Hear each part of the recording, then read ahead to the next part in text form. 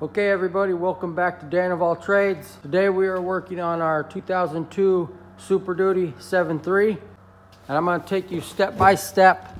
We're going to be installing our Banks cold air intake system.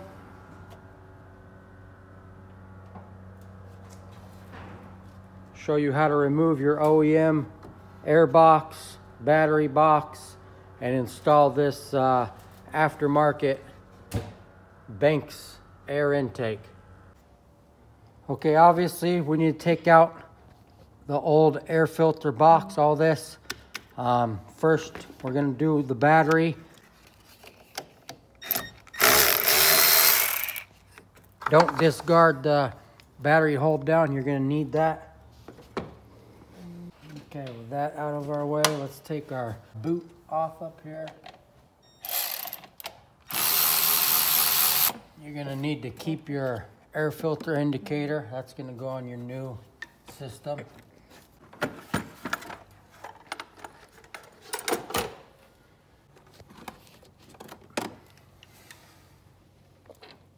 Bottom of the box here, you got two bolts right here. There's some tabs back here. Right here, there's a little tab. And then there's probably one back there. You gotta unsnap those to get this top off. And then there's a sensor back here. You gotta be careful, we gotta unplug. Okay, here's a little sensor back here you gotta unplug. I think this is your air intake temp sensor. So pull the top of that out. You got one here still, and then we got two over here in the fender.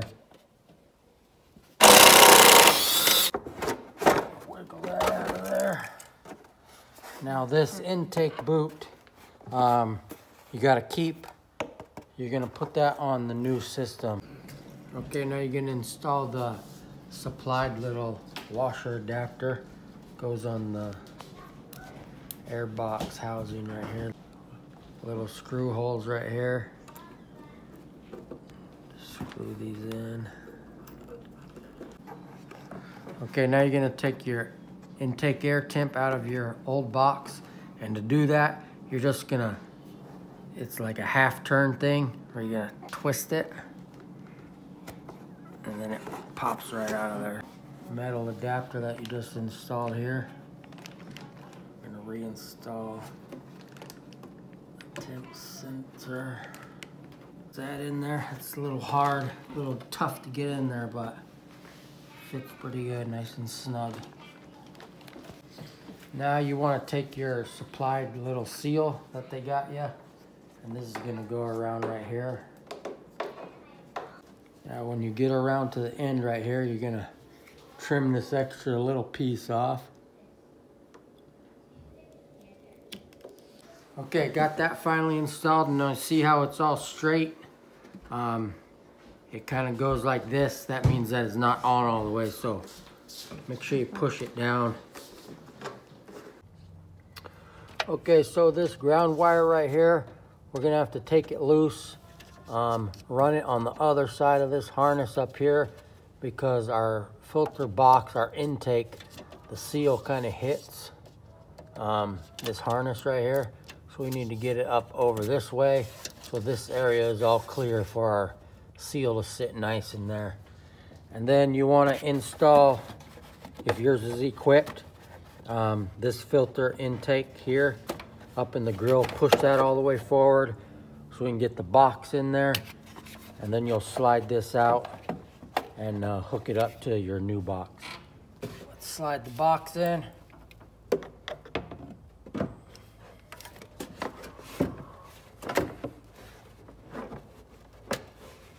Okay, the one thing I did change is I replaced the hardware stuff that I got in the kit with stainless steel.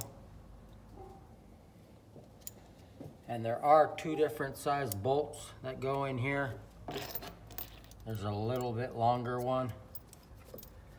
Shorter one is going to go to the back here, the back hole.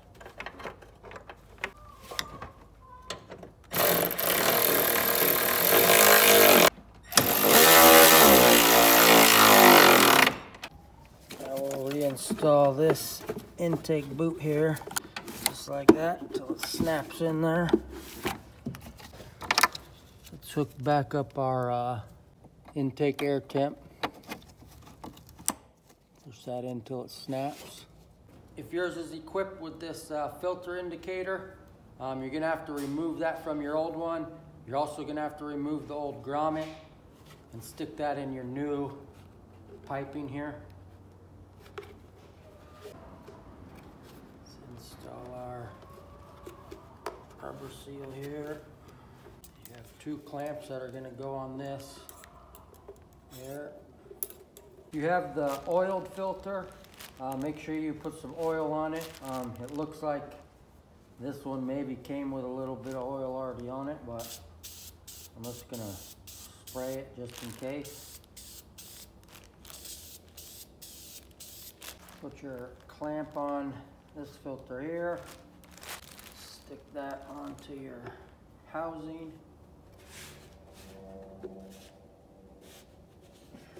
Okay, I'm gonna go ahead and tighten up my filter clamp now. Okay, now your tube's ready to install. Go ahead and install the filter housing, or piping, whatever you want to call it. Now before I tighten that boot up, I'm going to set that cover over the filter and just make sure that that fits okay.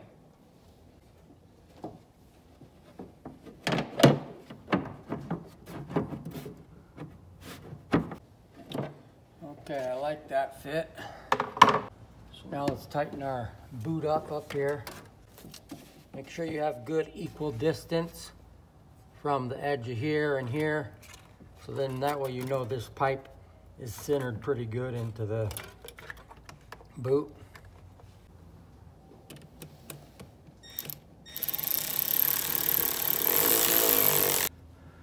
Okay, make sure you get these clamps tight and make sure they're straight too. I mean by like straight on this seal, so you don't have a big gap up here and then it gets closer down here. Just make sure it's all nice and even across there, both sides like that, and get those tight. Give that filter a little wiggle, make sure it's nice and solid. Okay, now I think we're ready for our battery. Go ahead and install our battery.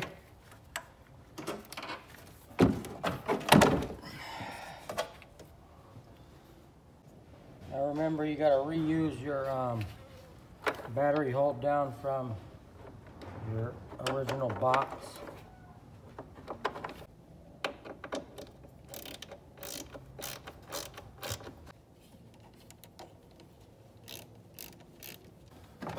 Okay, our last step, install the cover.